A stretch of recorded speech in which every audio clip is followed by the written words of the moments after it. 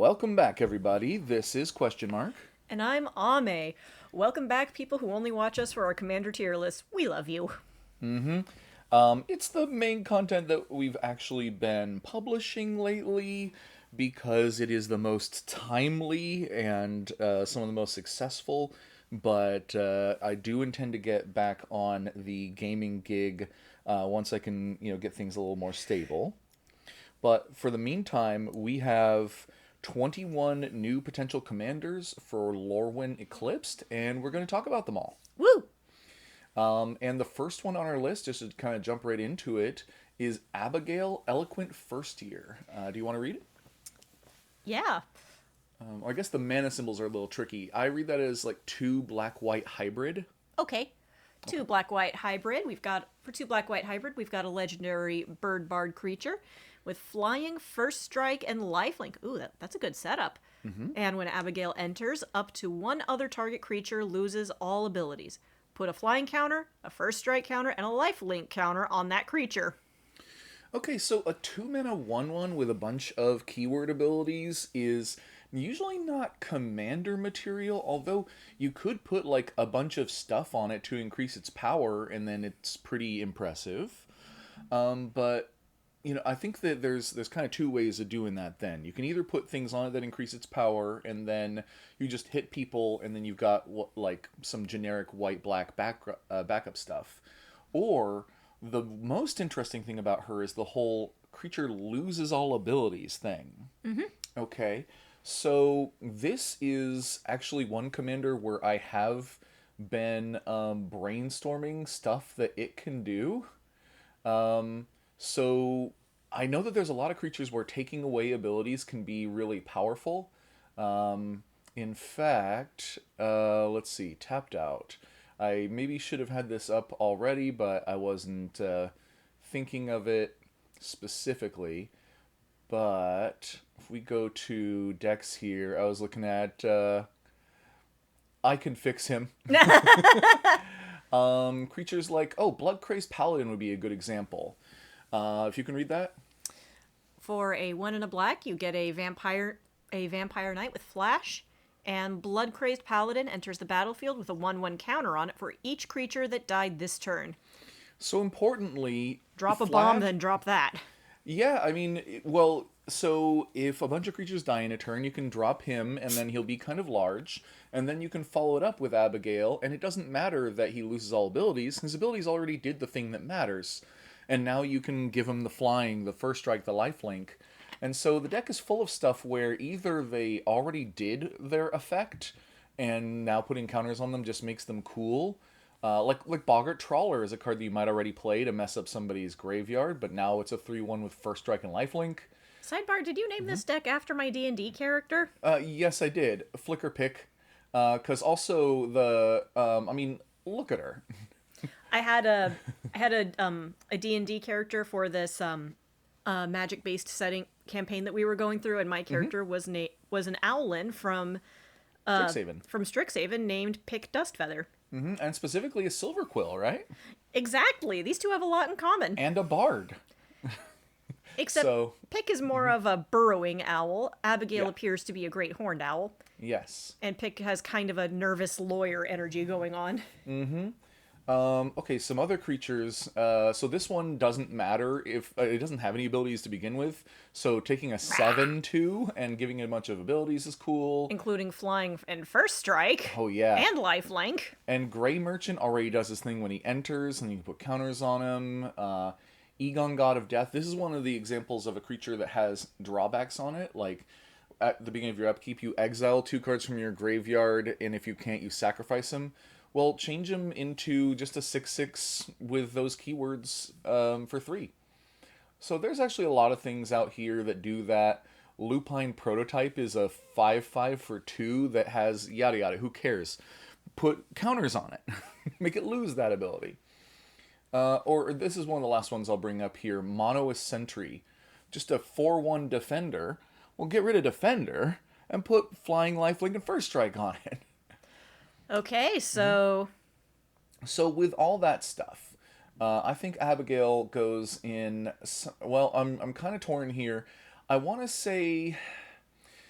You know, I think I'm going to go with excited actually, All right. because I did go to the effort of brainstorming a deck because I thought that the ability was unique and interesting, and also it reminded me of your D&D character. So, You really liked that little burrowing owl, didn't you? yes, I did, and I wanted to see what he would do in Commander. Kind of. This is the closest thing we're probably going to get for a long time. Fair enough. Although we are going back to Strixhaven later this year. Yes. Okay, that said, the next one on our list is Ashling Rekindled. Want to read that? For 1 and a red, you get a legendary elemental sorcerer, and a very pretty one at that. Whenever this creature enters or transforms into Ashling Rekindled, you may discard a card, and if you do, you draw a card. Okay, we've got a bit of a cycle thing going on. At the beginning of your first main phase, you may pay water, and if you do, transform Ashling. And what do we have on the other side? Water energy, huh? On the other side, we have the water energy version. Ooh! Whenever this creature transforms into Ashling Rhymebound, and at the beginning of your first main phase, add 2 mana of any one color. Spend this mana only to cast spells with mana value 4 or greater. At the beginning of your first main phase, you may pay red. If you do, transform Ashling. They really look angry at having been rhyme-bound. Yeah, so rhyme, I know, is a word that, when spelled that way anyway, has to do with frost. And sure enough, there is frost coming up from their feet. And I believe that I heard in the lore that, of course, the Flamekin are on fire with normal fire in the Lorwyn version, but in Shadowmoor, they have cold fire. It looks like fire, but it actually makes things colder instead of hotter. So that's what's going on there. And this is from a cycle of 5 creatures that were from original Lorwyn that now have a Lorwyn and a Shadowmoor side depicted on one card, just front and back. Neat. So, let's see. When she enters, she rummages, which is a nice little setup, and a 2 mana 1/3 is an okay start. But then, yeah, okay, so you flip her for a blue, and then... Okay, at the beginning of your first main phase, you add 2 mana, spend it only to cast spells with mana value 4 or greater. Okay, so she wants you to go big. Big spell slinger. Oh, I get it. So, Rekindled, she helps you find the thing, and then Rhymebound helps you cast it. Yeah, yes. I was thinking for a second, does she let you cast things from your graveyard? No, she doesn't. But the point is that, yes, she would... you discard a card that you don't need, like your 6th land or something, Yeah. and you try to find your... what would be a good example? First thing that comes to mind is a Mana Geyser. Although that's really just... here, have some mana. Here, have some more mana. Because what does she do exactly? Okay, so she just... Well, she makes you 2 free mana every turn. As long as you spend it on big spells. I'm also thinking of Zephi. Step 1, find the thing. Step 2, cast the thing. Step 3, profit. Zephi is another blue-red commander that cares about instants and sorceries. The bigger they are, the better. So just casting one, you scry. You cast one that is 5 mana or greater, you get a 4/4. 10 mana or greater, and you get 10 damage to an opponent chosen at random. So I think that Ashling goes in a Zephi deck, or maybe Zephi goes in an Ashling deck. But honestly, I think that neither of these abilities is particularly powerful or impressive. If my opponent's playing Ashling, I'm probably, like, I know that they could be playing something scarier. You know? I'm also thinking of, like, the Locust God is another commander I would be more afraid of in these colors that would be doing some similar things, where it makes a bunch of insects, or Ovika, I think. Uh-oh. There's a bunch of... that's what I was thinking of. Ovika's another one where you can cast non-creature spells and make a bunch of goblins with haste. Crazy stuff. So, if someone's playing Ashling as their commander, I think that I'm just like, oh, okay, you're playing it fair. All right. But check out some of this. Woo! Wow. Oh, why have you got faces in there? Why Oh, are there no. faces in there? Ashling? Oh, no. I don't know. So, um, okay, on our tier list, I'm thinking Ashlyn, actually, probably better in the 99. I think that discarding a card and drawing a card is not something you need in the command zone, and making 2 extra mana is nice, um, but you have to jump through a couple of hoops. I think that she's going to be good in a Zephi deck or some other stuff like that. She's not bad as a commander, but I think you can probably do better. Not bad as a commander, probably better as a lieutenant. Yeah. That said, this is the actual commander of the Woo! pre-constructed deck that you can buy. This is the 5-color Lorwyn Precon. And yeah, Ashling going crazy mode on this one. What does she do? Well, for 2 mana, for 2 into red, you get an elemental sorcerer. Elemental spells you cast from your hand have evoke 4. If you cast a spell for its evoke cost, it's sacrificed when it enters. And whenever you sacrifice a non-token elemental, create a token that's a copy of it. This token grants haste until end of turn. No, gains haste until end of turn. At the beginning of your next end step, sacrifice it unless you play Wooburg. Yeah, so I've heard some people criticizing that this is another commander where they kind of like shoehorned Wooburg onto it somewhere, but I'll be real, I don't care. I think that that's what you want to do with some commanders to give you the flexibility. I think that it's better than having Wooburg as the cost, or, that there's a difference between like Golos and Kenrith and Ashling. Because Ashling, at least, she tells you specifically, play elementals, have them enter and die, and then Wooburg stuff. And her deck seems pretty cool right out of the box. Honestly, I think that both of the precons seem like solid pre-constructed decks. In fact, she's kind of filling the role of Horde of Notions. This is in the Commander deck, but it's also being reprinted here. It was originally an original Lorwyn. Is that a bear turning into a sperm whale? Wow. So, a little That's a bit. bear turning into a sperm whale. So the elementals of Lorwyn are supposed to not be biologically realistic in the sense that they are usually mishmashes of a bunch of different animal parts. Ones that shouldn't make sense together. So yeah, it's a bear and a whale and some other stuff, and it's surrounded by other animals that are also elementals, because that one's like a tiger with an owl face and like 3 tails, and who knows. How much do you want to bet this is where the platypus comes from? Oh, if you're going to find a platypus somewhere in the on any of the magical planes, it's going to be here. Oh yeah, just Earth Platypus is actually from Lorwyn and is an elemental on Lorwyn. Because on Lorwyn it's just all the mishmash stuff again. But this is a 5-mana elemental commander that lets you cast elementals from your graveyard, basically. So this one's already good. Now Ashling comes in, and you can get her out earlier and cheaper, and she gives Evoke.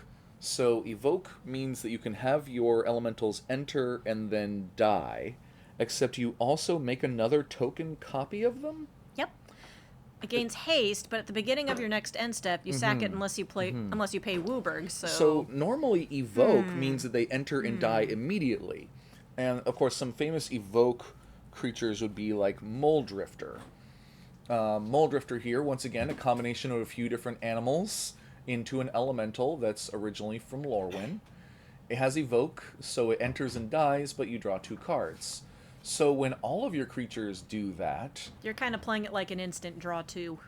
Yeah, so the 4 colorless wouldn't probably be worth it unless it has a really good enter trigger, except for that second ability, where even if you just do Moldrifter Evoke style, you then also make a second Moldrifter that sticks around for, like, that turn anyway, and you draw 2 cards again. So its enter effect happens twice. Yeah, so this is effectively doubling all enters effects, and allowing you to attack once, and if you actually make Wooburg, you can keep the thing permanently, and giving Evoke to creatures that didn't have it. So, I wonder, what are some of the biggest elementals that one could play? Let's go Elemental P.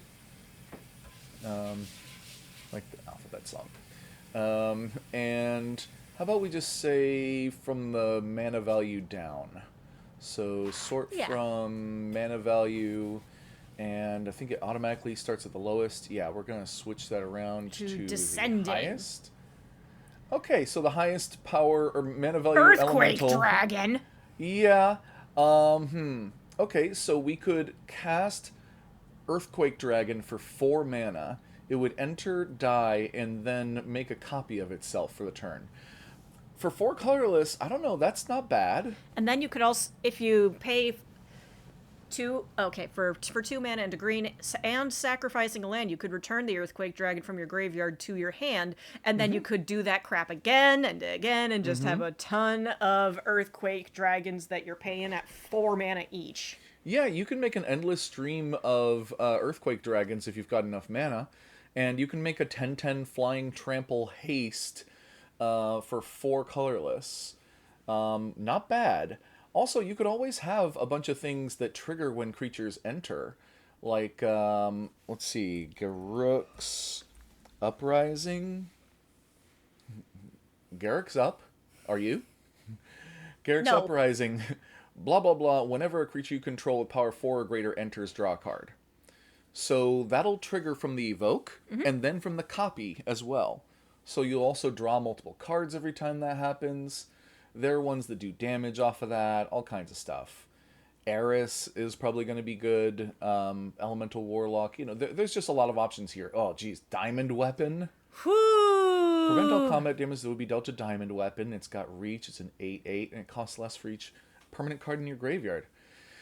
Yeah, so honestly, I think there's a lot of potential out there. Oh, I've been hearing a lot of people talking about Sundering Flock recently, or Sunderflock. This is another new card. It's not a legend, of course, but check this one out as the last thing to mention for this card. Let's see, the spell costs X less to cast, where X is the greatest mana value among elementals you control. Oh my. So, big discount. Flying, and when this creature enters, if you cast it, return all non elemental creatures to their owner. Oh dear. Oh yeah, Yep. put this in that. Yep, it's the one-sided board wipe for elementals, and it has flying, and it's a 5/5. So honestly, this deck has a lot of potential, but in the end, I think it's probably just like pretty fair and good. I'm definitely putting her up here. Honestly, one of the only things that making me not super excited about her, right, that's been happening a lot lately. Don't worry about it. Um, one of the things that doesn't make me actually excited about her is just that there are so many elementals, strangely enough. I'm embarrassed for choice. There's 1,000 pretty good things that you could do, and it doesn't pull me in a strong direction. It's probably going to see a lot of use, which probably means people are going to figure out how to mess with it very quickly. Oh yeah, being a face commander, we're probably going to see it fairly often. But I think I'm ready to go on to the next face commander, which gets me even more excited. Actually, out of the 2 commander decks that are coming out, I genuinely really want this one. So why don't you read... let me see if I can get that out of your way. Get what out of my way? The menu at the bottom. I don't know if that was on the recording, but let's check out Anti-Ool Curse Wretch. For a black, red, and a green, you get a Goblin Warlock at 4/4 with Ward Blight 2. To Blight 2, a player puts 2 -1/-1 counters on a creature they control. Yikes. Whenever one or more 1/1 -1/-1 counters are put on a creature, draw a card if you control that creature, and if you don't, its controller loses 1 life. Honestly, I think -1/-1 counters are a great balance between destroying all of my opponent's stuff kind of control and countering all of my opponent's spells kind of control, and versus Oh, you not wanna- interacting at all. You want to hit me? You're going to have to, well, -2/-2. Then we'll talk. Yeah, I play a lot of aggro decks and I find them to be kind of fun for everybody, but also I'm an experienced Magic player. I like and find that I'm pretty good at control when I want to, but my opponents are often annoyed because if you do too well at control, then your opponents often feel like they can't really do anything. Yeah, there's nothing less fun than feeling like the game was decided when you sat down at the table. Yeah, or they came prepared for a little bit of some speed bumps and stuff like that, but not a dedicated control deck. that just, eats their breakfast. But this one might be a good balance because putting -1/-1 counters hurts my opponent's creatures and allows me to manipulate things without being outright pointless for them to even try. It's kind of a very antisocial card, kind of a don't don't talk to me and don't talk to me. Just don't talk to me. Well, I'll talk to you when I'm ready. Don't talk to me. so rules interesting detail about Blight 2. I thought that Blight 2 would be the same thing as Blight 1 and Blight 1 again, because there are some cards that will like add Blight and do multiple triggers of Blight and stuff like that. But Blight 1 and Blight 1 twice and Blight 2 are different because every time that you blight a certain number, it has to go on a creature. So if you blight 2, you have to put 2 counters on a single creature. But if you blight 1 and then blight 1 again, you put 2 counters, but they can be on different creatures. Okay, I follow. Yeah, so it can be a little confusing, but you just need to know that that's a thing. It's 2, not 1+1. Yeah, strangely. A lot of abilities do stack in a different way, but... and being a ward ability means that, yeah, if your opponent tries to mess with Anti-Ool, then they have to blight some in order to do it. And, so that means if they try to, Path to Exile Anti-Ool, they're going to put -1/-1 counters on one of their creatures in response, basically, as a trigger. And then they're also going to lose 2 life. No, wait, 1 or more counters? They're going to lose 1 life, at least. So they not only put -1 counters on their creature, they also lose life, just for even trying to mess with my commander. And I'm playing green, so I can bring her back pretty easily, probably. And if you put -1 counters on your own creatures, then you draw cards. So now you have a reason to put the -1 counters on your creatures. Mm-hmm. So honestly, I really love this because I think it works at a different angle than any deck I've ever played or really played against. There's a lot of good synergies with it. Like Hapatra is the classic commander that people have been playing with this mechanic. Why don't you check this out? Ooh, she's pretty. Oh, yeah. All right, whenever Hapatra deals combat damage to a player, you may put a -1/-1 counter on target creature. When you put 1 or more -1/-1 counters on a creature, create a 1/1 green snake with Death Touch. Yeah, every time you put a minus counter on a creature, you make a snake with Death Touch. Oh my god, that's going to happen a lot. You're going to make so many death-touching snakes, it's going to be crazy. I can just imagine these two characters in the same room, and Anti-Ool is like, darling, I think this is going to be the start of a beautiful friendship. Yes. Also, I'm really glad that you can play... Oh, it's not Kuldrotha, it's Kuldotha? No, it's not. Oh, wait, I'm thinking of Kulrath? Is that what I'm thinking? Uh-oh. Now I've done it. I'm making up crazy words. Kulrath? There it is. This guy's also in the deck. Metal. Mm-hmm. Metal as hell. But the main thing is that last ability. Creatures your opponents control with counters on them can't attack or block. Oh! Ooh, what's that +1/+1 counter deck? You thought that you'd be a good opponent for me? No, you just can't get into combat. And to top it off, this guy has Wither. Oh yeah, and he's a 3/3 flyer for 5, but there's a powerful series of effects there. So honestly, I'm excited to play this one. I love it when they get creative about ward abilities. I mean, Don't get me wrong. I love Rhystic Study as much as anyone else, but there is such thing as getting creative with it. Instead of just pay me 2 and I'll let you pass. It's pay me in your blood. Catch these curses. Now we have Bree of Clan Stoutarm, who we don't know how she's related to Brian Stoutarm. Brian, I think that's how Brian Stoutarm, but they're definitely from the same giant clan. And he's originally from Lorwyn, of course. And he, throws goats and shit at people. And she carries sheep around like a mom. Mm-hmm. So, why don't you read her? All right, for 2 mana, a red and a white, you get a 4/4 giant warrior. For 1 mana and a white and a tap, another target creature you control gains flying and lifelink until end of turn. Whee! At the beginning of your end step, if you gain life this turn, exile cards from the top of your library until you exile a not land. You may cast that card without paying its cost if the spell's mana value is less than or equal to the amount of life you gain this turn. Otherwise, put it in your hand. Okay. First off, It's a bit of my a walk. guess. Yeah. My guess is I think that she is Brian's daughter. Because Brian has like big old beard. He seems like a pretty old guy to me. And he was originally printed also like, what, 20 years ago almost? 2007. Whoo Yeah. boy! So Bree, I think, is his daughter.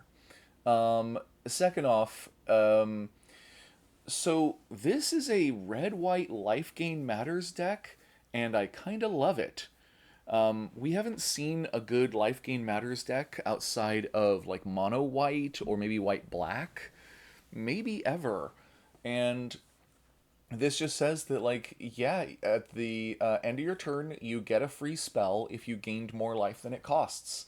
And that's a huge boon to have on a 4 mana 4/4 that also can give flying and life links, so you're very likely to gain life.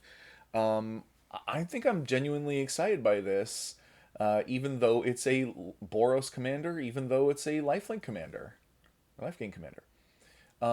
And plus, she's just wholesome, you know. She's charming with all the sheepies and stuff, She loves her sheepies. and she's a big lady. Of course. So next we have Brigid Clachan's Heart, who is a character once again from the original Lorwyn, who's now old because Kithkin are one of the kind of normal lifespan creatures.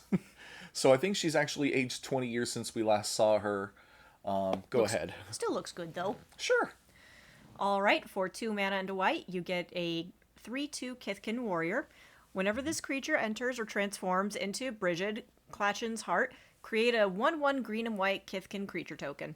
At the beginning of your first main phase, you may pay green, and if you do, transform. Into Brigid, Dawn's Mind. A 3/2 Kithkin Soldier. For a tap, you can add X green or X white, where X is the number of other creatures you control. At the beginning of your first main phase, you may pay white, and if you do, transform Brigid. So, interesting bit of lore here. I heard that the Phyrexian invasion really hit Lorwyn pretty hard. And one of the things that it did was it affected the Kithkin and their Thought Weft, which is a kind of latent psychic, telepathic field that the Kithkin had with each other. Okay, Kithnet. Yes, that facilitated, in theory, among the Lorwyn Kithkin, some harmony, but among the Shadowmoor Kithkin, a like hive mind, us versus them kind of thing. And what they found when the Phyrexians invaded, they had something that they claimed was similar but even more powerful, and that's the Phyrexian, or the link between all Phyrexians as like one great people. And so some of them were tempted by that, and they kind of learned different lessons from it. The Lorwyn Kithkin learned that to be in somebody's head is kind of invasive, and maybe we don't need to actually read each other's minds in order to trust each other.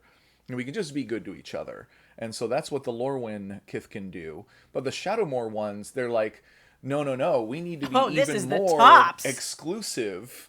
That they almost got us because of how powerful they were with their mind links. So we're going to be even more, us versus them kind of minded. So this is actually a pretty good metaphor for privacy on the internet. Yeah.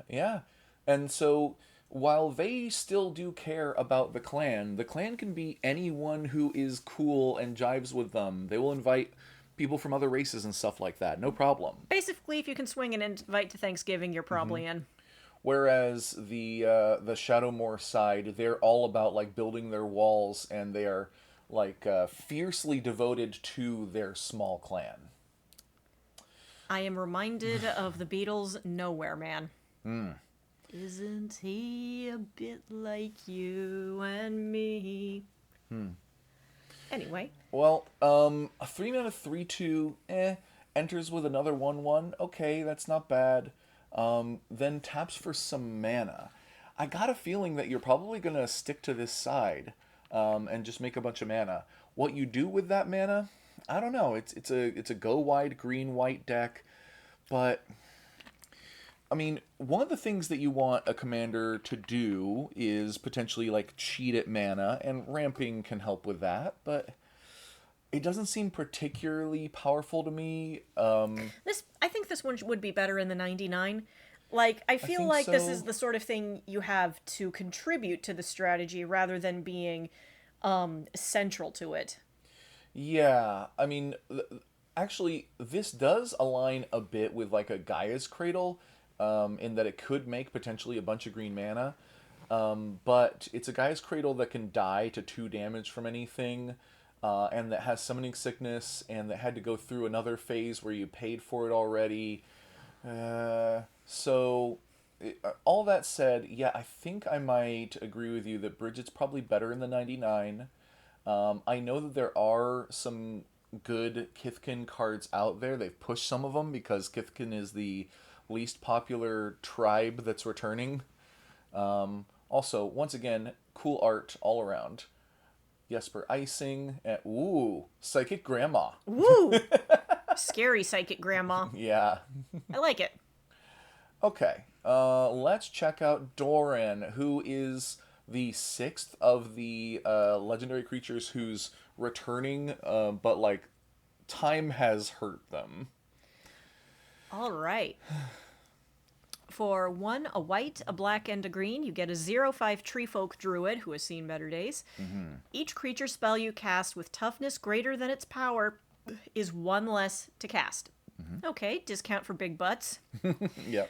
Whenever a creature you control attacks or blocks, it gets +X until end of turn, where X is the difference between its power and toughness. Okay, so we like big butts and we cannot lie.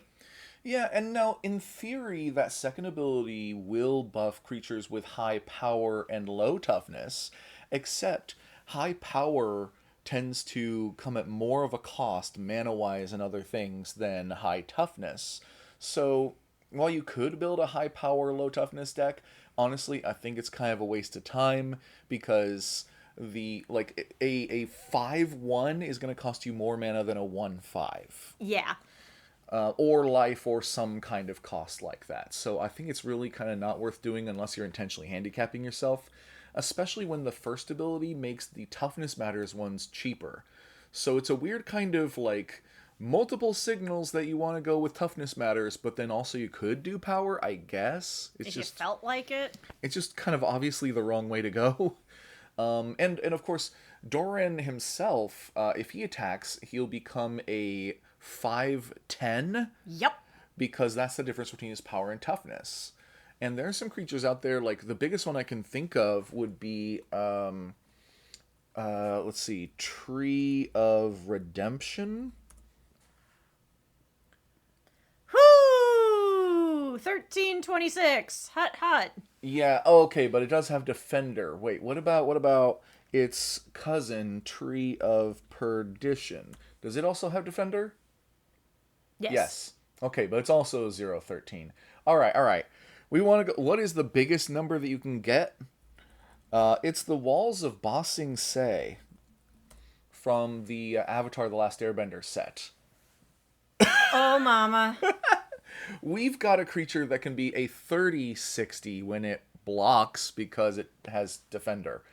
So, of course, you could put all these things into a deck that is made to take away Defender and then just rock people. Of course, this is also 8 colorless, so But we'll get a 1 mana discount, but that's still not a lot. yeah. I mean, if you're doing walls, I mean, you can do like Steel Wall.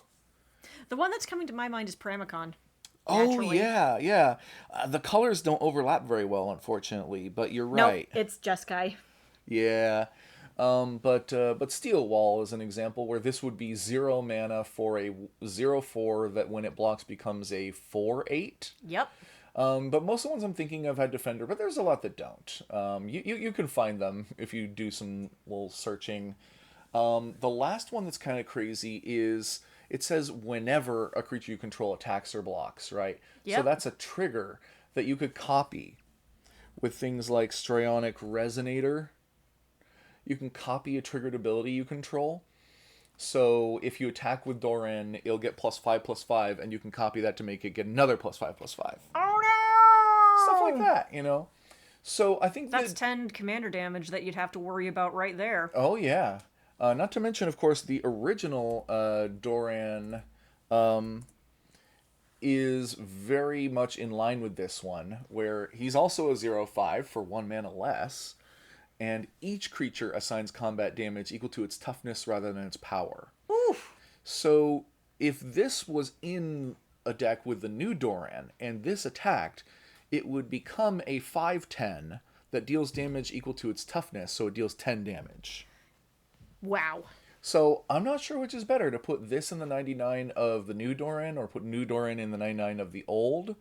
I think that you would want to put New Doran in the old because New Doran is, well, as you pointed out, it's easier to. The mana cost is cheaper for creatures with big butts, and Yeah. I think that. I think he's able to. I think that Doran Besieged by Time is able to do a lot more with a little. Also, one of the key things that people forget that actually, to me, is almost maybe the most powerful thing about Doran the Siege Tower is that it messes up other people's creatures. Oh yeah, each creature, not your creatures. Yeah, so your opponent's creatures that have more power end up getting debuffed, while yours with more toughness get buffed. So that's something that they've been unwilling to do on a lot of new cards. Ones that say, like, something happens to me and to you, New rule, everybody. is that you either mess with your opponent or help yourself. You don't do both at the same time. So that said, I'm borderline on if this is exciting or not. I think because there are so many like Toughness Matters commanders out there right now, I think this is a good card. It might be better in the 99, but it is a pretty good commander. The buff is significant. The cost reduction is pretty significant. Gives you access to 3 colors, which is great. I think I'm going to go with that. And next we have Erdu, Carrier of Dawn, which is the new god of this plane. Wow. Yeah. All right, for 3 mana and 2 white, you get a 5/5 elemental god with flying and lifelink. Creature spells you cast have Convoke. At the beginning of your first main phase, you may pay black, and if you do, transform Erdu. Okay, and you transform it into... Isilu, Carrier of Twilight. Okay. It's giving the Headless Forest Spirit from Princess Mononoke. Oh, yeah, okay. For this one, you get a 5/5 elemental god with flying and lifelink, and each other non-token creature you control has Persist. When it dies, if it had no -1/-1 counters on it, return it to the battlefield under its owner's control with a -1/-1 counter on it. Okay, so it's got flying and lifelink on both sides. It is effectively a black and white commander, so a 5 mana 5/5 flying lifelink commander that's both black and white is a solid start. And then on the front, so creatures spells you cast have Convoke. More! Yeah, I mean, it would encourage you then to play lots of creatures so that you can tap them effectively for mana. Also, there are some creatures, especially merfolk in this set, that care about when they become tapped. And most of the merfolk are blue, but a lot of them are white in this world. So Convoke can be just pretty useful generally. And then the Persist means that those creatures, when they die, they come back. So I think this one is not better in the 99. I think this one is another good commander. Although it doesn't give me that much of a drive for doing something specific. It's a go-wide black-white deck that is going to involve lots of creatures. Honestly, I think you kind of can't do wrong, and that makes it a little less interesting to me, but if anybody cracks this in a pack, they can probably throw a deck together that'll work. Ooh, let's look at the art. Oh, that is so pretty! Oh my. Ooh. I love it. I love it. Yeah, honestly, they knocked it out of the park with the art in this set. There's so much cool art I could show you. It's giving like somewhere between Lord of the Rings and the Dark Crystal, and that's perfect in my eyes. Oh, 100%, because you saw the little Henson music video yeah, that they I love did. that. Yeah, You can Very always fun. trust the Jim Henson Creature Workshop. Next we have Ferrophore Young You. What do they do? Well, for six mana and a green, you get a 4/7 Treefolk Druid. When Ferrophore enters, create a number of 1/1 green Saproling creature tokens equal to the number of counters among creatures target player controls. And for a tap, you can double the number of each kind of counter on target creature. Okay, so that is quite interesting. I mean, 7 mana is a lot, but if you're playing green, and in fact, if this is your commander, you're playing mono green, you can spend a lot of your time just like, ramping. So do that. And then the question is, okay, you get a bunch of saprolings equal to the number of counters among creatures that one player controls. So I think that you have to build in some of that strategy yourself. Yes. You have to choose to be a +1 counter deck or a -1 counter deck or some other kind of counter maybe. Poison counters, maybe? Oh, well, poison counters go on players, and this counts the poison counters or the counters yeah. among creatures that target player controls. So, good thinking. Anytime that you can do poison, it's kind of a shortcut to winning a game. But it is interesting that if you're doing like the +1 counter thing and your opponent's doing the -1 counter thing and they are doing their strategy better right now, you can pick them and get a larger number of saprolings. But one of the crazy things that I heard is if you have, say, Lightning Greaves, or no, something else, Concordant Crossroads, something that gives this haste, right?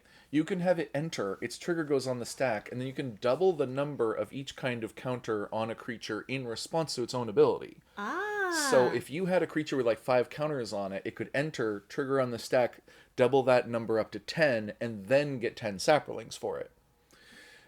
Grow that forest. I'm thinking of things like Mycoloth is a shoe-in for this deck. Check this one out. Devour 2. At the beginning of your upkeep, create a 1/1 green saproling creature for each 1/1 counter on Mycoloth. And this thing is going to get 1/1 counters from that Devour. Yep, because when it enters, you can eat any number of creatures, and it gets 2 counters for each creature you ate. So say you are doing this exact deck. You have, say, 4 saprolings. This enters. You eat all of them. He'll trigger Devour 4 times, so that's 8 counters. The beginning of your next turn, you'll make 8 saprolings. Okay, off to a great start. You cast your commander, it sees that there's 8 counters on this thing, makes 8 more saprolings. You can double the number of counters on him, which will double the number of saprolings you're making every turn. By the way, the 8 counters makes this a 12/12 for 5 that makes 8 friends every turn. Like, holy jeez. It doesn't have trample, it doesn't have hexproof, a lot of things like this. This is kind of like big dumb green stuff, but the numbers are large. If you want to recreate that one scene from My Neighbor Totoro, this is what you want. So, I don't think that this is better in the 99. I think this is a pretty good commander. You just, if you build it smartly, I think you probably want to go for the +1 counters. It's going to be the wiser way to go. And there's lots of saproling synergies out there. Honestly, you probably don't need me to show you what they are. I'm going to say good commander. Yeah. Even though it costs 7, green is the color where that matters the least. And this is an example of turn 7, you can drop this absolute haymaker where it makes a humongous army for you. Not out of nowhere. You spend the rest of the deck, okay, I will show you one more. Forgotten Ancient. Doing stuff like this. Whenever anyone casts a spell, you put a counter on this. So that by the time that Ferrophore shows up, you've got a bajillion counters. So, yeah, I think for 6 mana, you do want to have a big, heavy hit, and he does it. Now, though, we go on to something a little more... a little more nuanced, maybe? A little more wacky with a Goblin Warlock. All right. For 2 mana and a black, you get a 2/1 Goblin Warlock with Menace. And whenever this creature enters or transforms into Grub's Storied Monarch, return up to 1 target Goblin card from your graveyard to your hand. At the beginning of your first main phase, you may pay red, and if you do, transform Grub. She's a matriarch, not a monarch, but yeah. Sorry. It's all right. Notorious Auntie. Mm-hmm. Yep. Also, Still Menace. Still 2/1, still has Menace, and whenever Grub attacks, you may blight 1. Oh. If you do, create a tapped and attacking token that's a copy of the blighted creature, except it has, at the beginning of the end step, sacrifice this token. Oh, she's casting an elude. She's casting a doppelganger. She's throwing your doppelganger at you. That is classic. That is classic stuff.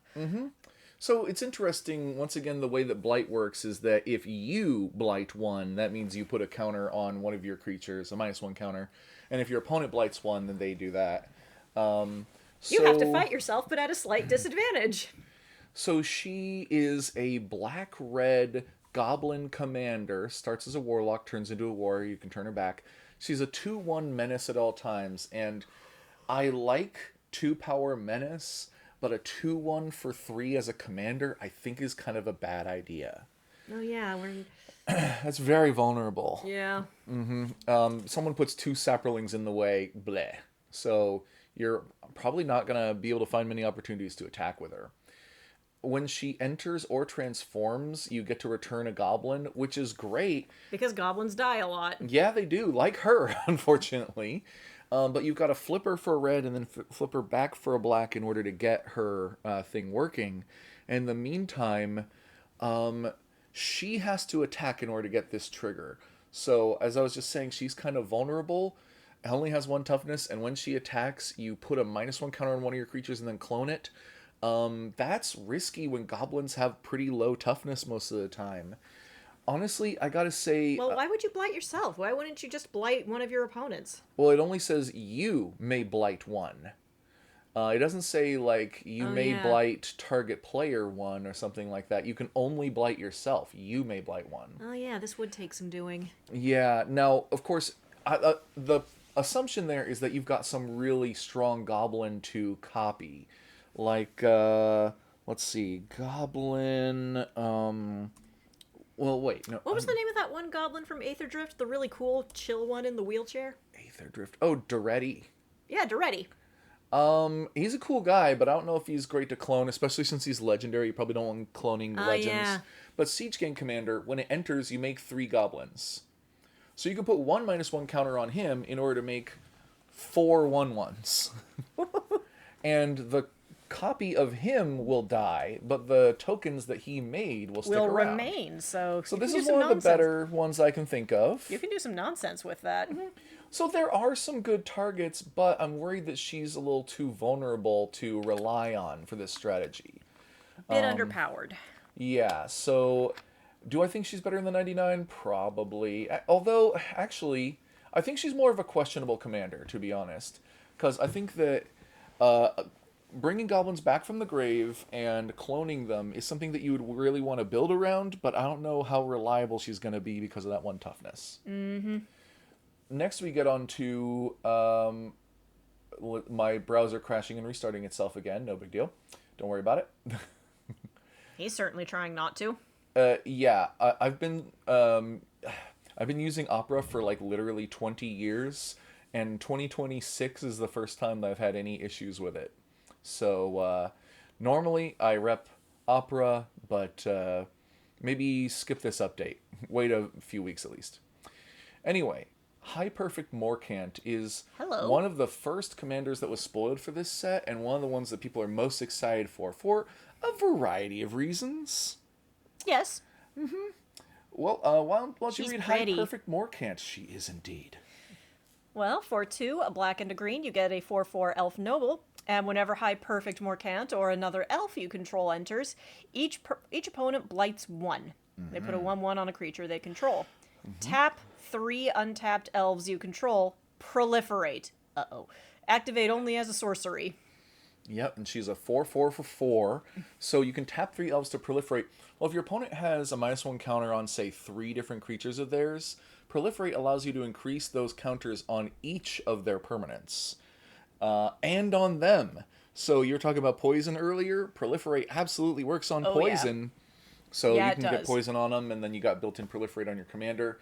Honestly, this seems like one of the better black-green elf commanders that we've seen in a while, since I want to say Lathril was the last one that made black-green elves really popular. Lathril. Oh no, she's hot. Yeah. For 2 mana, a black and a green, you get a 2/3 elf noble with menace. Whenever Lathril deals combat damage to a player, create that many 1/1 green elf warrior creature tokens. And if you tap 10 untapped elves you control, each opponent loses 10 life and you gain 10 life. Yeah, honestly, it's kind of weird to imagine that when she attacks and she hits an opponent, she pops out 2 elf babies immediately, just just popping them out. And then you have 10, and you can drain each opponent for 10. It's pretty wild. And yeah, yep, she's lovely. She's a warrior princess, basically, warrior queen. Whereas High Perfect Morcant, she's not a warrior. She sits in her chair. Hey, she's blazed, she's perfect, and she can't anymore. Yeah, I getcha. Sorry, I've been waiting all day to make that joke. So, in Elf Society, they have castes that are based on how beautiful you are, and the High Perfect is the number one. Her immediate followers are going to be the Perfects, and then later you'll see some like Imperfects and some potentially some Blights. They used Charming. Yeah, they usually used to be like the actual fascists of Lorwyn. I'm not surprised. Fascists have placed a lot of value on appearances. Yep, and they were pretty much the only bad thing about Lorwyn, other than like Boggles be annoying, or Bogarts be annoying sometimes, because they want to like experience the most extreme sensations and stuff. So sometimes they'll just like, I don't know, throw their face into your pie straight out of the oven because it's boiling hot. Got it. They're Cenobites. Yeah, something like that. But then the elves were the other bad thing. However, they also were the most powerful defending force against the Phyrexians when they invaded, and they suffered great casualties. So they no longer have the numbers to enforce their kind of rule over Lorwyn. So they've loosened up a little bit, but they're still pretty Fashy. fashy. Not surprising. Whenever fascist movements do tend to loosen up once their recruitment numbers are down, it's only when they actually take power that they start, well, narrowing how many of their members actually count. Yeah, so I believe they gave up on the whole conquering the plane thing, especially when half of it is Shadowmoor. But in any case, I just think that this is very strong. It's clearly good. But she doesn't excite me only in the sense that I'm not going to build her deck. Because there are already plenty of black-green elf decks out there that are strong. We kind of didn't need another one. This one's going to care about -1/-1 counters. So it's going to be like that other deck that I was talking about that was like kind of a black-green control deck putting counters on your opponent's stuff to mess with them. Except instead of being like a goofy little weirdo, you're going to be like, queen of the fascists, and you're playing the most pushed elves of all time, and that's just easy mode to me. I would rather be goofier. Fair enough. Yeah. After all, the best bit of deck building advice is build the kind of deck you wouldn't mind losing to. Yes! Thank you for bringing that up. Yes. So, Kirill. Attentive first year. Hey! I believe they are a non-binary vampire. I didn't mention, by the way, Attentive First Year. They're a first-year student of Strixhaven. And there's a group of 5 or 6 first-year Strixhaven students that have taken a adventure together to Lorwyn. I don't know if it was on purpose or not, but Abigail the Aven is one of them, and Kirill the vampire is another one of them. There are no other vampires on Lorwyn. Must be a little odd. Oh, yeah. Now that I think of it, I guess I've always sort of thought of vampires as being like, well, Fae adjacent? Not the same thing, but like maybe a distant cousin? Yeah. Well, what do they do?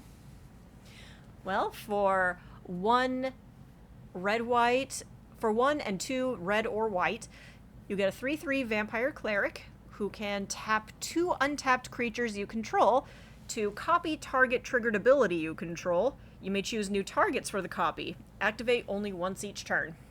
Okay. So, they are, what's the red white Strixhaven Lorehold. College? Lorehold, that's right. Um, so that's interesting. They're a vampire cleric. You don't see them very often, or at least you don't see them in white. Well, no, now that I think about it, they did have some of those on Ixalan, considering they were kind of like Catholic conquistadors in Ixalan. Conquistadors as vampires. Good theming. I liked that. Oh, yeah, great. Love the world building there. So I just like the reference to actual history. Sure. So I don't know how vampire relates to their ability, but you can tap two creatures you control to copy a triggered ability you control.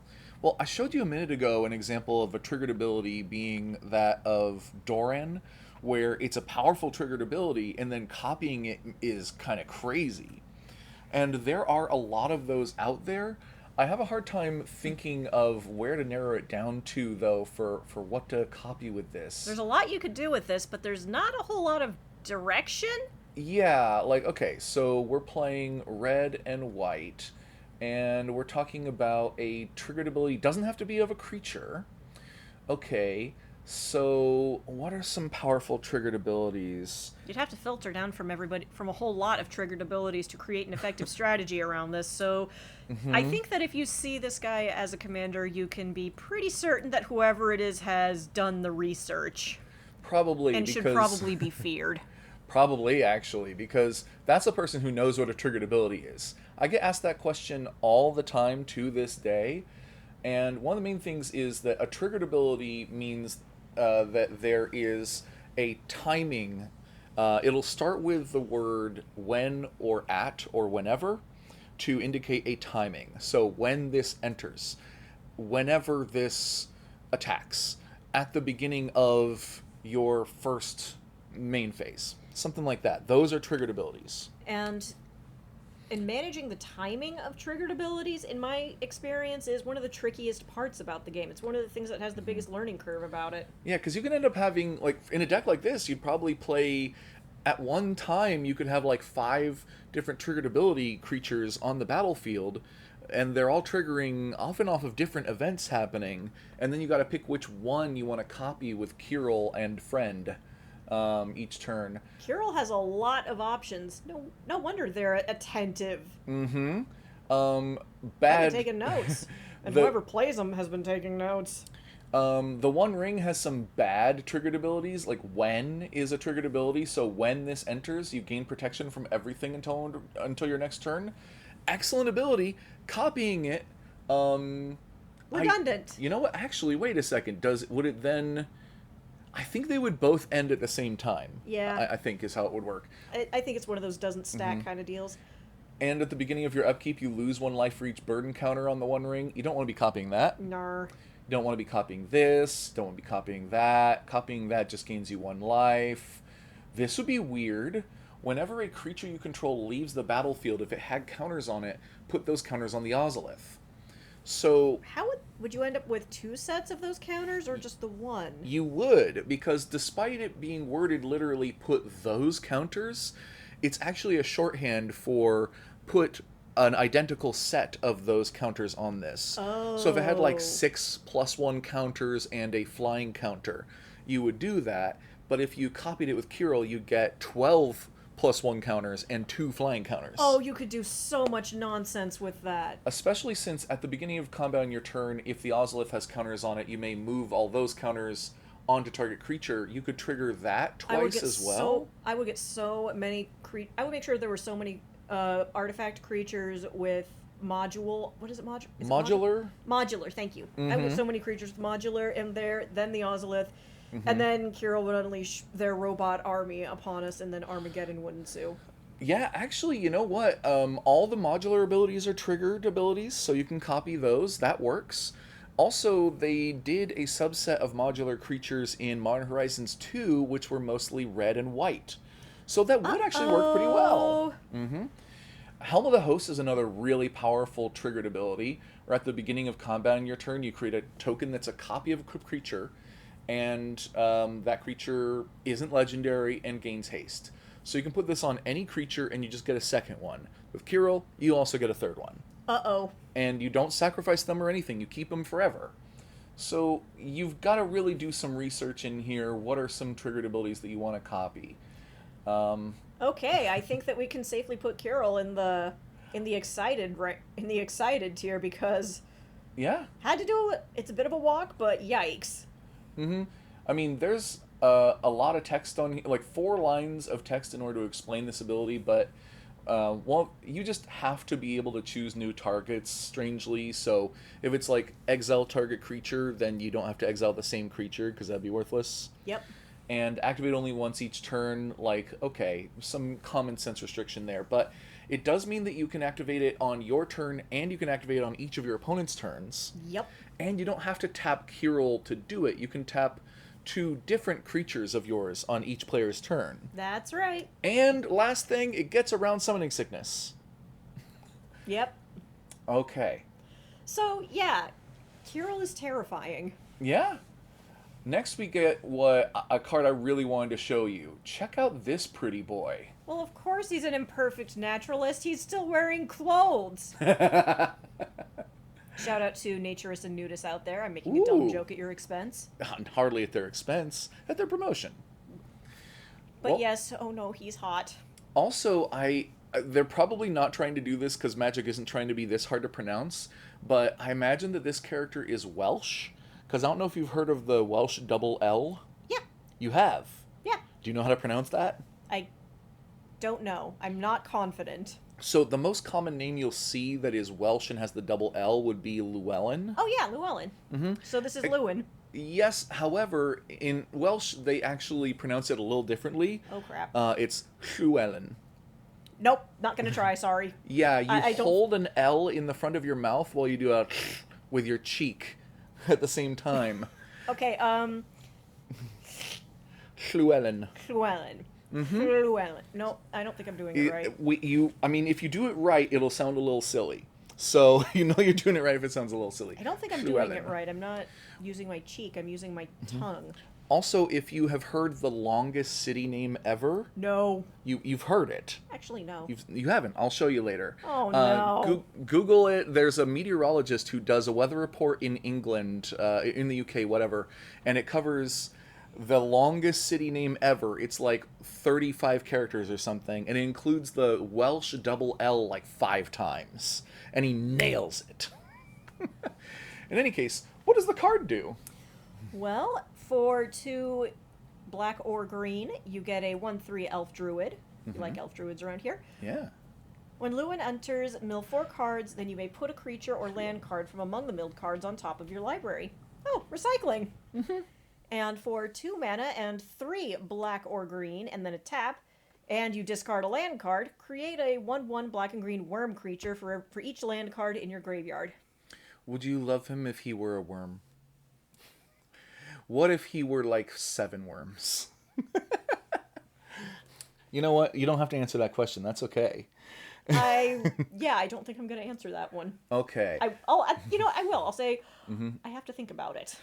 I know I belong somewhere, just not here. Oh, Dang gonna it, show I him like where he it. belongs. Dang it, I like him. I know. Here's the thing. I don't think he's a great commander. Because 2 mana 1/3 is kind of boring. Good toughness, good butt on this one. You wouldn't think it. They look like they're not particularly voluptuous. More of a twink elf here, but when they enter, you mill 4, okay, and then you put 1 back, but on top of your library. That's usually not where you want it. You want it in your hand. You want it on the battlefield. Or, hell, in the graveyard. The top of your library is kind of an annoying place for that card to end up. And then for 5 and tap and discard a land, you make some worms. So that is a card that already exists. Called Worm Harvest. There. Ew. Kind of. Ew. All right. So 5 mana sorcery, you make a worm for each land in your graveyard and retrace, which means that you can cast it from your graveyard by discarding a land. So he's somehow they decided to put this art on the Worm Harvester guy, the guy who loves night crawlers. I am not sure what the heck kind of deck this turns into. This might be foreshadow. Well, oh, Foreshadowing? I yeah. mean, You were just asking why these mechanics with this character. I'm like, well, maybe it's a foreshadowing thing. Maybe they're well, planning on developing him in a direction that this alludes to, but we don't know it yet. strangely, the whole I know I belong somewhere, just not here is kind of like the Disney Princess I Want song at the beginning of the story. Yeah. So it is a little weird to put on a legendary creature here that is not a planeswalker, although the omen paths exist now. But I would be surprised if we continue to see this character repeatedly, like we did with like Kellen a couple years ago. I want to see this character again. Yeah, right. Lorwyn elves There's a story are here. very pretty. Yes. Yeah. Oh, and they have like elk hooves for feet, kind of. They have Hoofies. little hoofies. Yeah. And they're being watched by some fairies in the foreground there.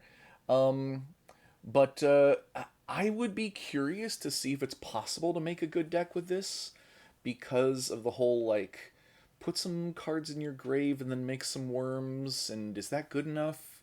In mono green, I wouldn't think it's that strong, but with black, maybe it is.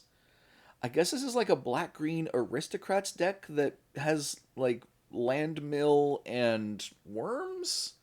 Seems a little too specific, to be honest. Yeah, I think you know what? This is exactly what the category of questionable is for. Honestly, Because we have questions. a 2 mana 1/3 is a lot more viable as a commander than a 3 mana 2/1. That it's a lot more likely you're going to get it out early and it's going to stick around, partly because I don't think that he's very threatening. Yeah.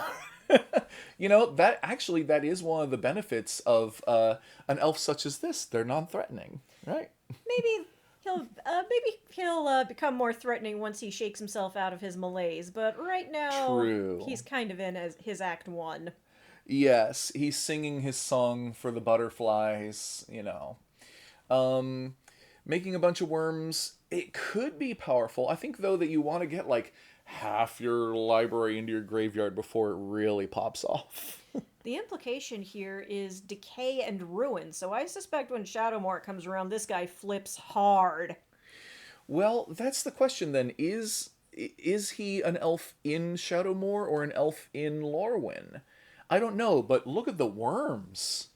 That is both cute and ugly at the same time. Wonderful. I think they succeeded then. So, because I think that's Also, I think what that's a caterpillar. Shadowmoor. I mean, it would be if they had legs, but they have fluff. Are you sure? I don't Because know. caterpillar legs are more like nubblies. Yeah, they're still legs. They're like feet. Plus, this worm is kind of segmented, and the It design reminds me does. very much of certain caterpillars I've seen. Well, not in real life, but there's some caterpillars Yeah. that basically look like that. Yep, that one's definitely a worm. Yeah. And caterpillar is not a creature type in Magic, although insect is. So I do know that worm is like clearly what they were going for because the worm harvest and everything. So, but this is apparently what worms look like on Lorwyn/Shadowmoor. Yeah, that's a caterpillar, but I understand why we're counting it as a worm. Okay.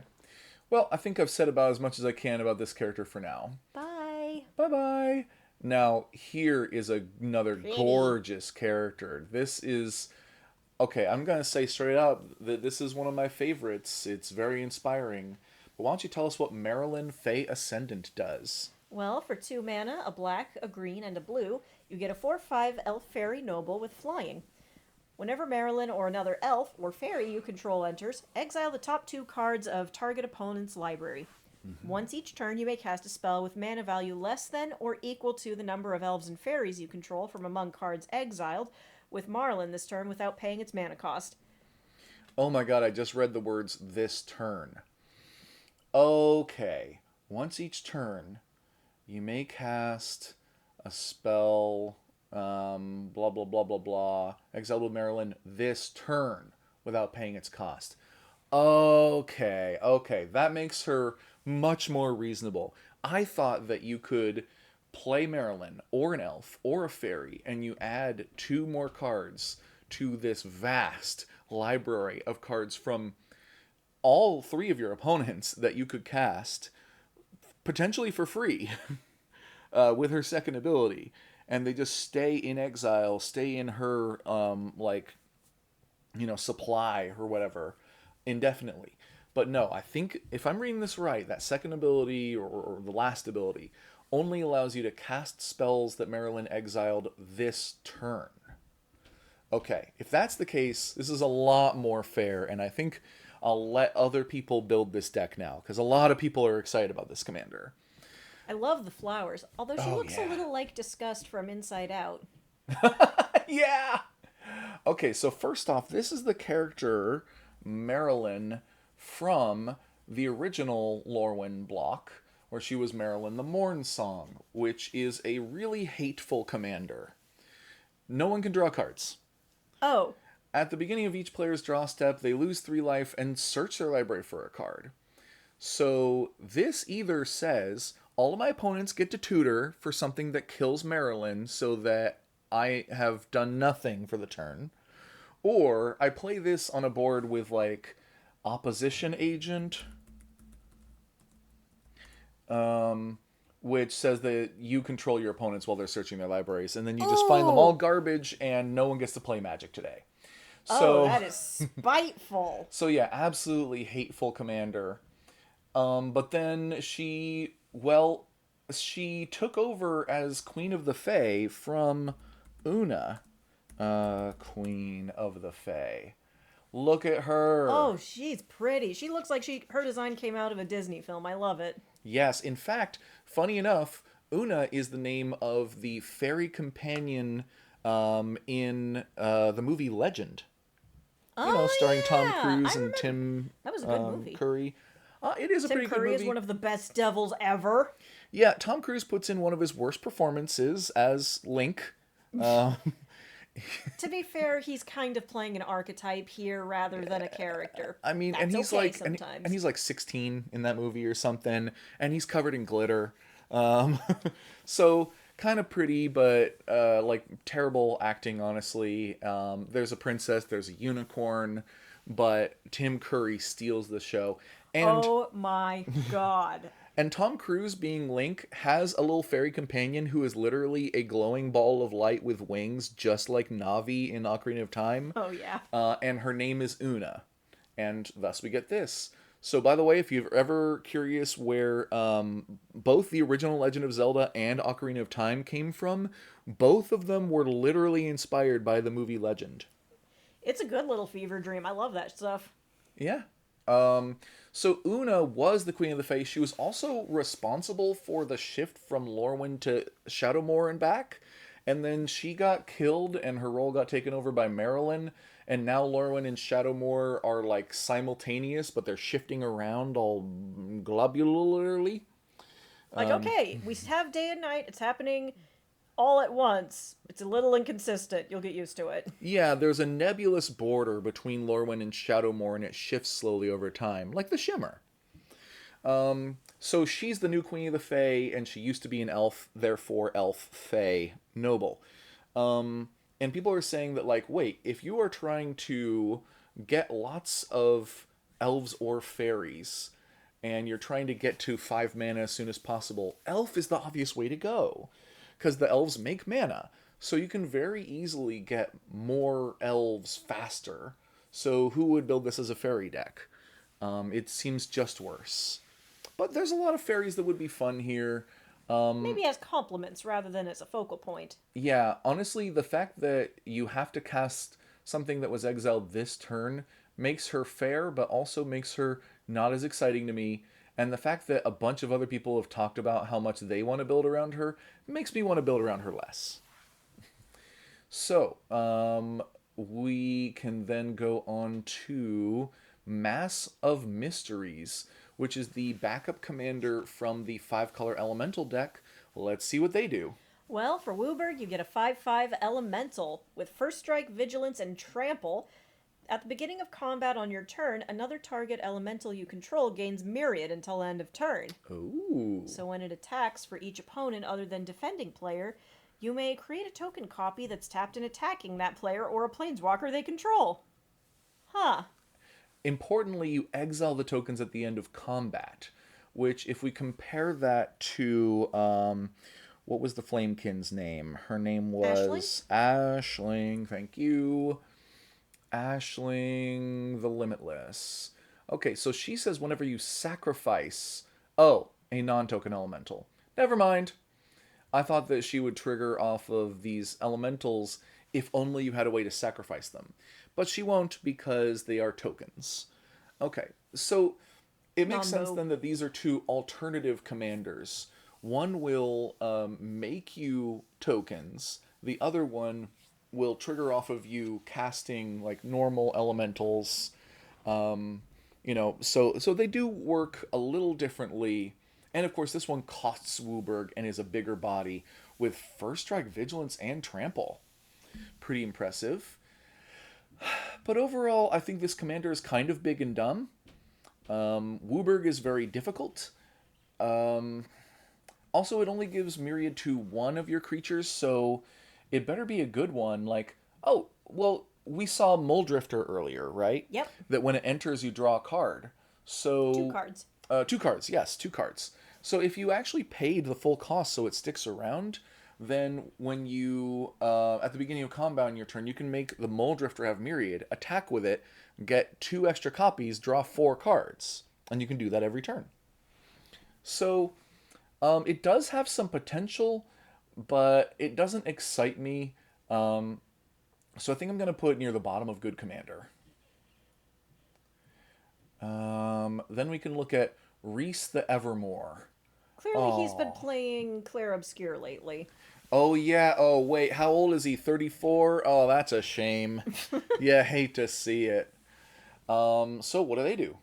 Well, for 1 and a white, you get a 2/2 Elf Warrior with Flash. When Reese enters, another target creature you control gains Persist until end of turn. And for white and a tap, you can remove any number of counters from target creature you control and activate only as a sorcery. Okay, I gotta say, immediately, as a monocolor commander with abilities like that, I gotta put them in better in the 99. Yeah. Although this does seem like a potentially very powerful effect to have in the 99, because you can remove any number of counters from a creature. So there are a lot of cards that will enter with a bunch of counters on it, and I'm really trying to remember this brand new one that people are talking about. Has a mana value of 1, and let's see, -1 counter. Maybe I'll get it with just that. Close enough, maybe? No, shoot. Okay. Well, okay. Well, there's a 1 mana 1/1 in this set. Sorry, a 1 mana 7/7 in this set that enters with 6 -1/-1 counters on it. Oh. So 1 mana, you play that. Next turn, you play Reese. After Oracle crashes again. You play Reese, and you can just remove all the counters from it. Okay. Also, you can give one of your creatures Persist, and then when it dies, it comes back with a counter, and then you can remove that counter, so it can die again and be good. You can do some nonsense with this, but it's probably better in the 99. Yeah, and we've said in previous videos that a commander with Flash kind of defeats the purpose, because then it's not really a surprise. Yeah. So, pretty clear cut, better in the 99. That said, the next one on our list is Sonar. They are another of the Strixhaven first years that has traveled to Lorwyn. As Prismari, I see. This is not what goblins look like on Lorwyn. Yes, correct. They are Prismari.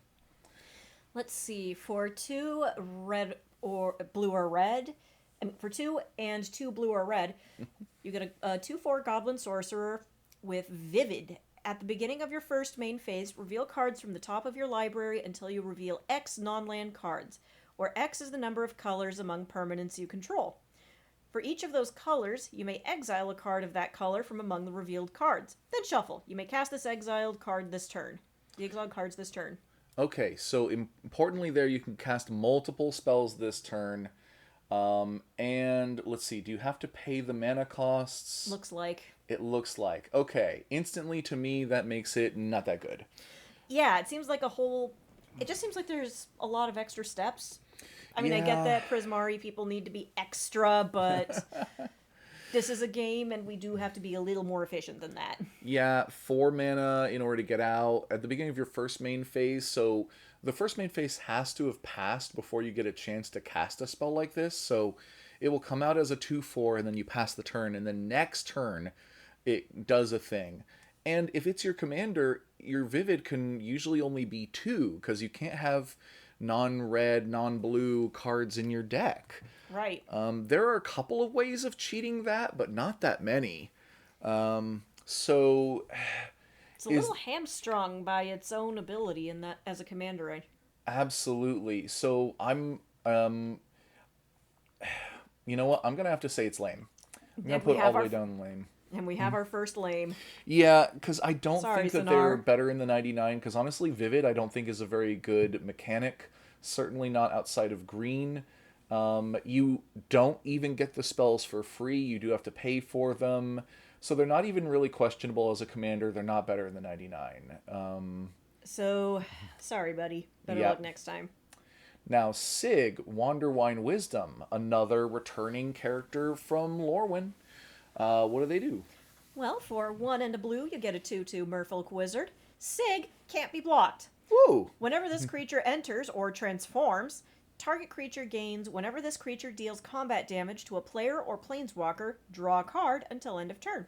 Seems great. Alright, you pay white to transform Sig, which And if gives you us do, Wanderbrine Shield. Ooh. still can't be blocked. And Nice. whenever this creature is transformed, target creature you control gains protection from each color until your next turn. Oh, wow. Huh.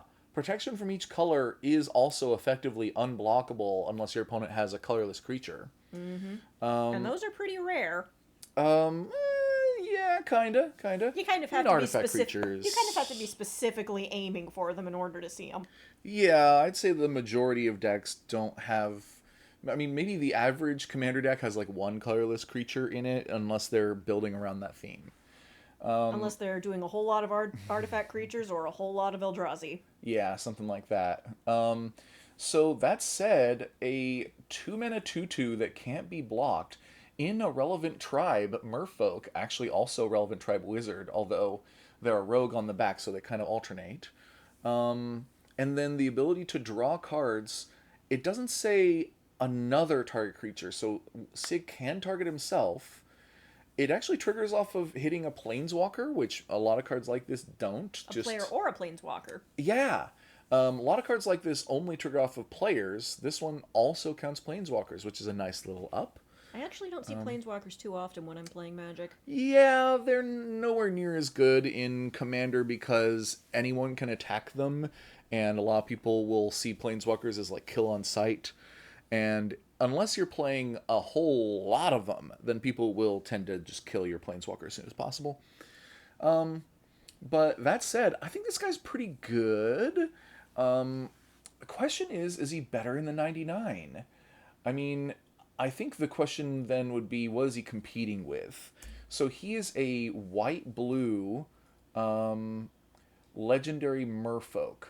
How much competition is there for white-blue legendary merfolk? I feel like there's one. Oh, wait. Mana value. Get rid of that. Okay. There's got to be at least one. There's 3. And this one is a terrible commander. This one, tap target creature and opponent controls with Is put a very stun pretty. counter on it. Very pretty, yes. From Wilds of Eldraine. Whenever you tap one or more untapped creatures your opponents control, draw a card. Fine, but doesn't care about merfolk.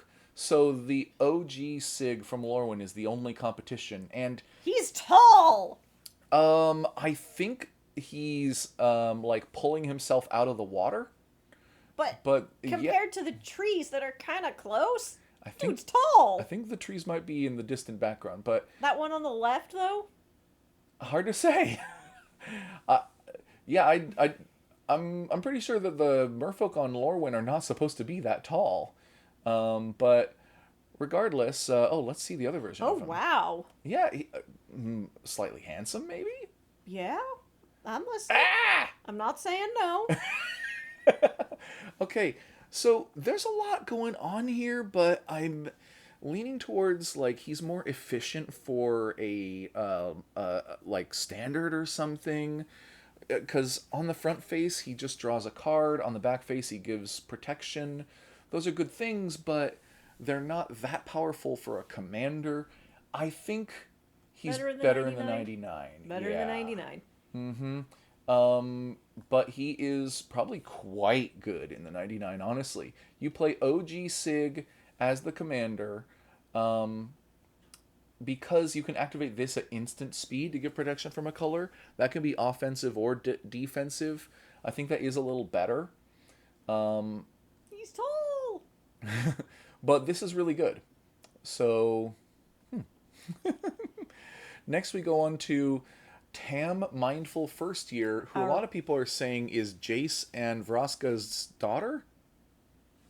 Because Jace is a wizard and Vraska is a Gorgon, and they've been hanging out a lot and definitely sleeping with each other for years now. I don't know about like 20 something years like this character would need to be, but I maybe don't. they age fast when they're hybrid. It's not canon. But also, I'm bothered a little bit by a Gorgon who doesn't seem to have snakes. What the hell? How are you a Gorgon when you don't have snakes for hair? Huh. I think there's something funky about her eyes, maybe, but I don't know. Regardless, what does she do? Well, for 1 mana and a green or blue, you get a 2/2 Gorgon Wizard. Each other creature you control has hexproof from each of its colors. And if you tap, target creature you control becomes all colors until end of. Oh. Oh, that is nonsense. Now, this is what would be necessary to make a Vivid deck work, where you can make a creature become all colors, and then Vivid counts the number of colors among your permanents, so you've got all five every time. Except, the only thing that she does with it is give hexproof, which is like protection, except it only matters with targeted spells and abilities, not with like blocking and damage and stuff. So it has limited use. Also, she's only two colors, so you can't put like the other creature in her deck. But those colors are Simic. Yeah, Simic does give you a Famously lot of famously potential. crazy. And I have been hearing people wanting to do like a magical hack deck for a long time. Magical hack, I think, is the old school card that does it. Oh yeah, let's go really old school. No more old school. There we go. Alpha. Change the text of any card being played or already in play by replacing one basic land type with another. For example, you can change Swamp Walk to Planeswalk. Yep. So, oh wait, any card basic land type. Okay, so this one just replaces basic land words. Okay, because there are other cards like uh, um, God, no, people don't play these cards anymore. They might start after seeing this commander. Crystal Spray is one that comes to mind for some reason. Pretty. Change the text of target spell or permanent by replacing all instances of one color word or basic land type with another until end of turn. Draw a card. Yeah, so there's a bunch of cards that change colors either temporarily or like this one permanently, and that can be kind of wild. Like your opponent could have a creature with protection from green, and you just change it to protection from black, or something like that, and maybe their deck is black, so now their commander has protection from their own stuff, which is kind of funny. I hope you like. I hope that you don't like those swords that you've got on the field, because I'm gonna mess with them. Or Lawan is a character that I've kind of wanted to build around for years. What a fascinating design. Oh yeah, Cephalid Legend. When Lawan Cephalid Empress comes into play, return all blue creatures your opponents control to their owner's hands. Your opponents can't play blue creature spells. Yep. So if you're playing Monopoly! if you're playing against a blue deck, they are screwed. Merfolk screwed. Birds, fairies screwed. And they did do a secret layer. Ooh. Ooh. She's very pretty. Purdy. And if you use something like Crystal Spray, then you can be playing against like a mono red goblin deck, and you can be like, actually, I'm going to change the words on Lawan to say red permanently. So now I'm going to bounce all your red stuff, and also you can't play red creatures. So super mean. You can do that in Magic in Commander right now, but the deck kind of sucks because it doesn't really do anything else. So Tam could be a part of that, or she could be the commander. I am leaning towards better in the 99. Because I don't know that her effect is that powerful. It's only defensive, you know? So I think I'm going to go with that. All right. We're coming down to the last couple, and this is one of my favorites. Woo! The Reaper, King No More.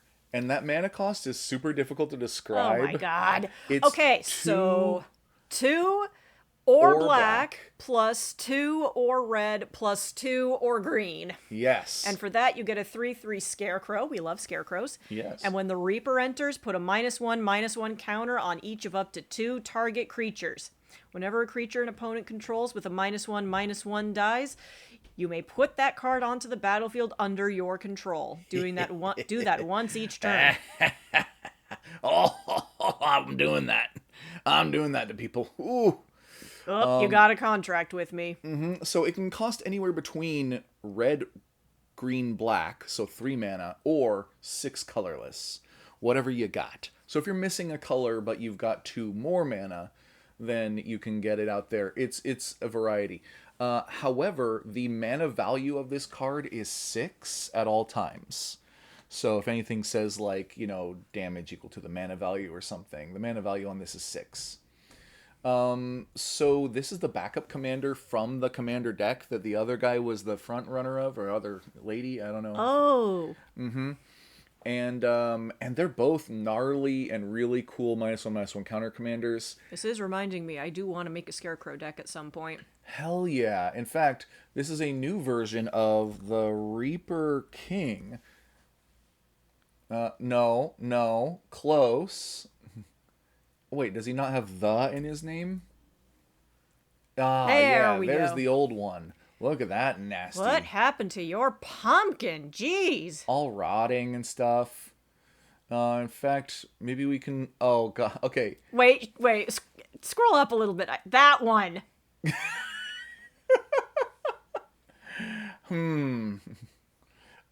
I think this might be part of the Office it's secret lair. It's Dwight. I haven't seen this episode. Neither have I, but I like it. Oh, yeah, Dwight O'Lantern. Yeah, clearly. Okay. But the cost is crazy. 2 or Woburg. Ah! Yeah, something like that. You could put this guy as... You could make this guy's main colors literally any color. I would advise against every, Well, I mean... It gets hard around 4 colors. 3 is usually where you want to stop. Yeah, I mean, so this can cost anywhere between Wooburg or 10 colorless. And he just gives other scarecrows you control +1/+1, and whenever another scarecrow you control enters, destroy target permanent. Whew! Yeah, and it's a 6/6. Honestly, Reaper King is a commander that has only gotten better over time. Especially with things like Growing arcane, Scarecrow support. Kind of, but more growing creature type support. Like, all your creatures are scarecrows now. Stuff like that. Or, let's see. Whenever another scarecrow you control enters. So you could also have Black Market Connections, which every turn you can make a shapeshifter with Changeling, which is a scarecrow, so you get to destroy target permanent. Yeah, I don't really count that as creatures as a support for a creature type because it's kind of cheating. Well, giving a creature +1/+1 permanently and destroying target permanent is one of the strongest tribal support effects for any tribe in Magic. And that's one of the reasons why scarecrows are still few and far between and usually not very strong, but they do exist. And boy, Jesus. So Reaper King is probably the commander that you would want with the Reaper King No More in the 99 because it can't go the other way around. Yes. But this one doesn't care about scarecrows specifically. It cares about -1/-1 counters. And you steal your opponent's creatures when they die with counters on them. Oh, it's nasty. That's brutal. I've got one more thing that comes to mind, and I think that's Kolfanor's Urn might be the card I'm thinking of. It's not. Is it Cauldron of Souls? Is that what? Yes. Choose any number of target creatures. Each of those creatures gains persist until end of turn. Yeah. So what kind of fun would this be? Whenever a creature dies, you can give it persist. Yours, your opponent's, doesn't matter. Give them all persist. They all now will come back with -1/-1 counters on them. And now they're queued up to be stolen. And if multiple creatures die at the same time, then you get to choose which one you want. That is a deal with the devil if there ever was. You know, fun fact, we're actually about to go into a new D&D campaign with our friends, and I'm actually going to be playing as a scarecrow guy. Were they Harvestborn? Yeah, it's a custom, it's a species from the Crooked Moon, from the Crooked Moon set. Harrowed, but still harrowing. I just know that if my character saw this guy, he'd be like, Jesus Christ, what happened?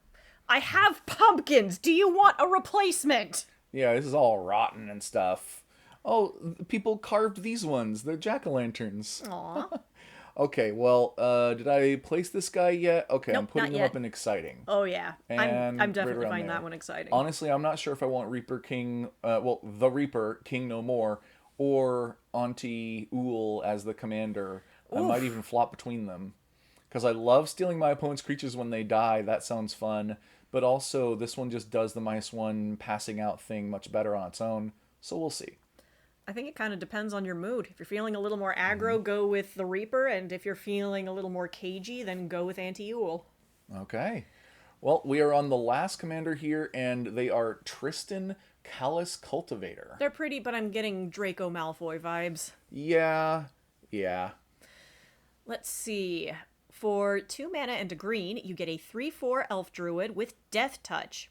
Whenever this creature enters or transforms, mill 3 cards. Then if there's an elf card in your graveyard, you gain 2 life. Okay. I think you're going to like the art on this side better. Oh, now we're getting somewhere. All right. An Elf Warlock with Death Touch. Whenever this creature transforms, mill 3 cards, then you may exile an elf card from your graveyard. If you do, each opponent loses 2 life.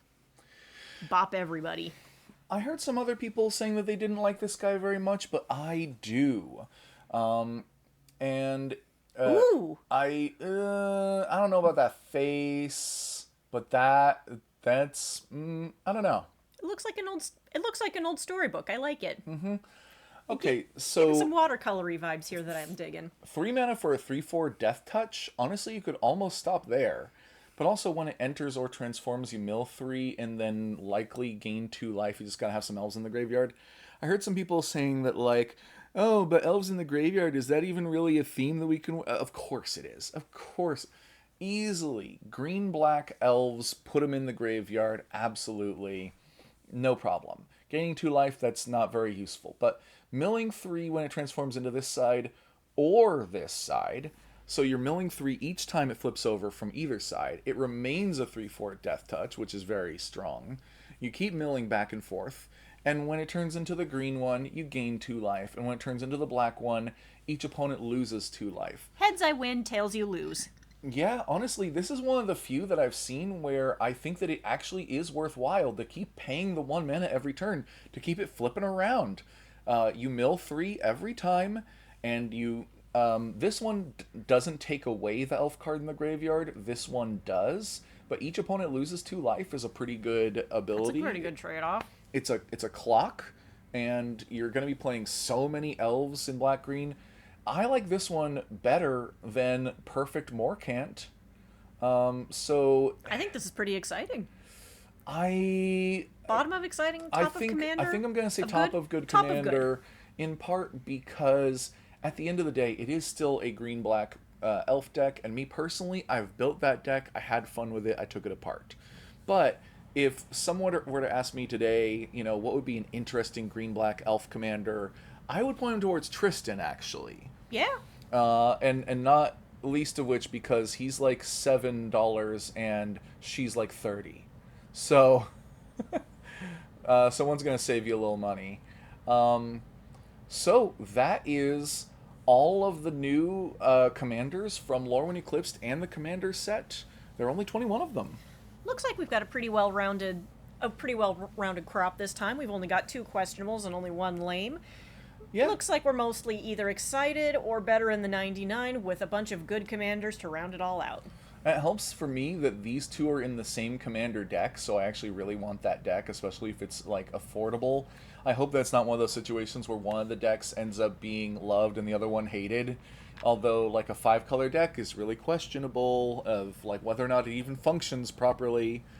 But with the commander only costing red, I think that's going to fix it a lot. It goes a long way. Mm-hmm. Fun fact, we sometimes in our spare time, we actually try to design our own Magic cards. Oh yeah, it's one of my favorite things to do. Right now we're working on a FNAF theme set because for some reason apparently FNAF is one of my special interests because I got hyper fixated on it a long time ago and years later it's come back. Yeah, and I was never that into FNAF, but I did hear about it when Markiplier was live streaming it back in 2014 or 2015.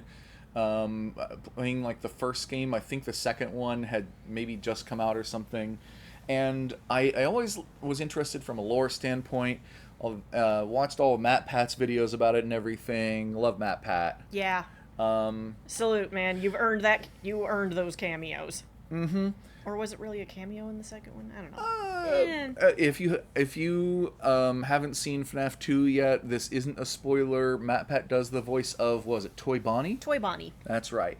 And Toy Chica's voice is Megan Fox. Of all freaking people. Of all freaking people. I hear she's actually been doing cool, a though. lot more voice acting these days. Neat. Mm-hmm. So if you can't tell, we're yappers.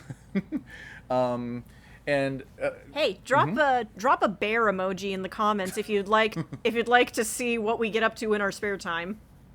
Okay, yeah, I mean, I'm gonna start posting more video game content again soon, and we usually do a series where we try out the first hour of a new game, either one that neither of us have played before or one that we recommend for the other.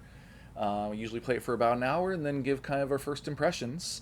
Just as we kind of gave more or less first impressions on Commanders today. Marcus likes to pick out games that he thinks I'll like, and I like to pick out games that will challenge him, that will get him outside of his comfort zone, or something that I just think is really cool and I have to share because I'm like that. Mm-hmm. So yeah, like if you like this kind of content, subscribe if you like Magic, or you want to see some Let's Plays, some first looks at a lot of games, anything like that. We tend to have a very casual, conversational vibe, and we tend to get chatty about various things. If especially probably listenable on a lot of these, of us just chatting about stuff. So if you could use something to have on the background, then yeah. Either way, glad that you're here. Hope that we see you again sometime soon. I think the next set might be Ninja Turtles. I don't know. I might skip that one. I don't have a lot of skin in that game. Okay, I love Ninja Turtles, but... no hate, just never got into them. Mm-hmm. Either way, thank you all for being here, and we'll catch you next time. Bye-bye!